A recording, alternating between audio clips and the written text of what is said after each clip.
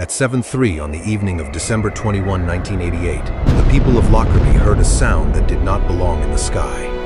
Pan Am Flight 103, flying from London to New York, had vanished from radar. Pieces of a Boeing 747 began falling through the darkness onto fields, streets, and homes. All 259 people aboard were killed. 11 more died on the ground in seconds. A quiet Scottish town became the center of one of the largest murder investigations in history. But the question was not simply what had destroyed the aircraft. Investigators quickly understood that the aircraft itself had become a crime scene scattered across miles of countryside.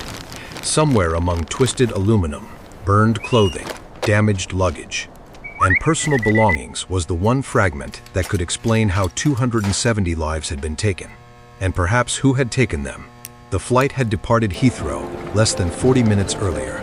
It was carrying families, students, business travelers, crew members, and people heading home for Christmas. There had been no warning from the cockpit, no distress call.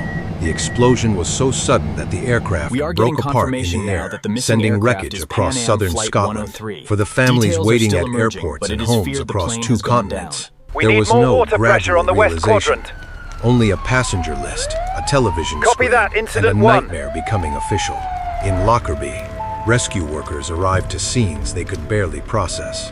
Houses burned. Aircraft wreckage lay in gardens and fields. A section of fuselage had fallen onto a residential area.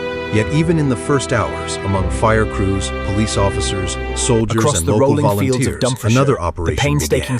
Every fragment might matter. Every object had to be recovered, marked, cataloged, and protected from the weather. The dead deserved identification. The investigators needed evidence, and the evidence was everywhere. The search expanded over farms, forests, hillsides, and villages. Tens of thousands of items were collected.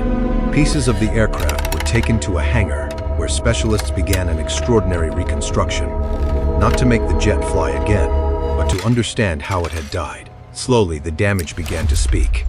On the lower left side of the fuselage, near the forward cargo hold, investigators found signs of a violent internal explosion. The aircraft had not failed by accident. A bomb had been hidden inside the luggage system. As the routes converged, that discovery changed everything. Realized the scope this of the was no attack longer an aviation disaster. Scotland. It was mass murder, committed through a commercial flight carrying civilians across borders.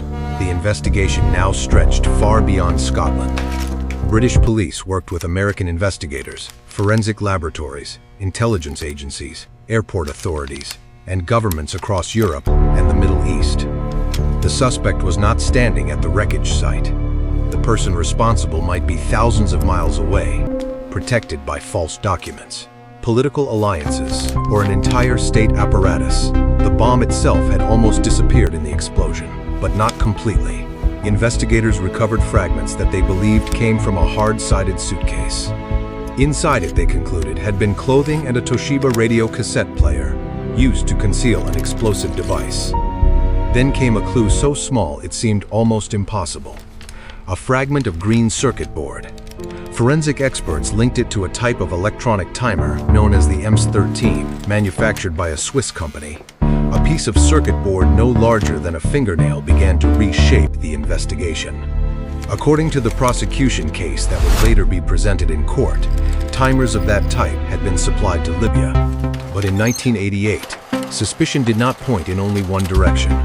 Months before the bombing, a United States warship had shot down an Iranian passenger aircraft over the Persian Gulf, killing 290 people.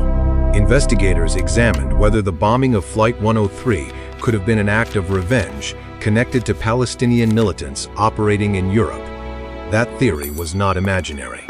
In West Germany, a cell of the Popular Front for the Liberation of Palestine General Command had been involved with bombs hidden inside radio cassette players. Exactly. The resemblance was deeply unsettling. Fibers found in the case. For a time, the investigation appeared to lead toward that network, but similarities were not enough. Coat. Yes, Years later, I recognize the Scottish lining. trial judges would conclude that the evidence presented to them did not establish the group's involvement in the destruction of Flight 103.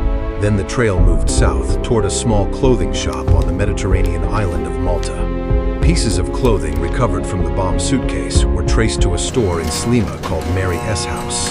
Its owner, Tony Gaussi, recalled selling items to a man whose identity would become one of the most contested questions in the case. Prosecutors argued that the buyer was a Libyan man connected to the operation. The clothing, they said, connected the bomb suitcase to Malta. The baggage route became the spine of the prosecution's case. Investigators argued that an unaccompanied suitcase had begun its journey at Malta's Lucca airport, traveled to Frankfurt, transferred onto a feeder flight to Heathrow, and then entered the cargo hold of Pan Am Flight 103. We need to verify the ground crew but there was a logs for the weakness 3rd of at the February. center of that theory. Even the trial court later acknowledged that the precise method by which the suitcase entered the baggage system at Malta had not been established. It was a major difficulty. Still, the judges would ultimately find the wider chain of evidence convincing. The sanctions By must remain in place 1991, until compliance almost 3 is years verified. after the bombing, We cannot agree investigators to the believed terms of they the had extradition identified treaty two as it suspects, stands. Abdelbasset al-Megrahi and Lamin Khalifa Fima, both Libyan nationals associated with Libyan Arab Airlines, and alleged by prosecutors to have links to Libyan intelligence. American and Scottish authorities issued indictments, but identifying suspects was not the same as placing them in a courtroom. Libya refused to surrender them for trial in Britain or the United States. The case became trapped inside international politics. The victims' families watched as evidence turned into diplomacy, and diplomacy turned into years. United Nations sanctions increased pressure on Libya. Negotiations dragged on. Every anniversary carried the same The court is now impossible in combination session. of grief Case number and unfinished business. HSD/1999/1/1. Investigators had followed fragments The of Crown cloth, versus Megrahi circuit and board, Fima. luggage records, travel movements, and witness accounts across countries. Yet the men accused of carrying out the crime remained beyond the reach of the court. Finally, a compromise emerged. The trial would not be held in Scotland, the United States, or Libya. Instead, a Scottish court would sit in the Netherlands, at Camp Zeist, a former American airbase converted into a secure legal compound. Scottish law would apply. Scottish judges would hear the evidence. In April 1999, more than 10 years after Flight 103 fell from the sky, the two accused were handed over and transported to the Netherlands. The trial opened in May 2000. There was no jury. Only 3 senior Scottish judges tasked with examining one of the most complex terrorism cases ever brought before a court. The prosecution assembled a chain of circumstantial evidence: the suitcase, the radio cassette player, the clothing from Malta, the timer fragment, travel records, coded passports, and alleged intelligence connections. The defense attacked the chain at every point, challenging witness identification, the baggage route, and alternative theories of responsibility. The judges were not persuaded by every accusation. Against Fima, the prosecution pointed to diary entries mentioning airline baggage tags and argued that he had helped introduce the suitcase into the airport system. But the court found that suspicion was not enough. It ruled there was insufficient corroboration to prove he knowingly participated in the bombing. Fima was acquitted. The case against Megrahi ended differently. The court accepted that the clothing in the primary suitcase had been purchased in Malta, accepted the significance of the MS-13 timer evidence, and concluded that the plot was of Libyan origin. On January 31, 2001, Abdelbasset al-Megrahi was convicted of murder. After more than 12 years of investigation, political pressure, negotiations, and courtroom argument, there was finally a verdict. But a verdict did not silence every question. Megrahi continued to deny responsibility. His first appeal was rejected.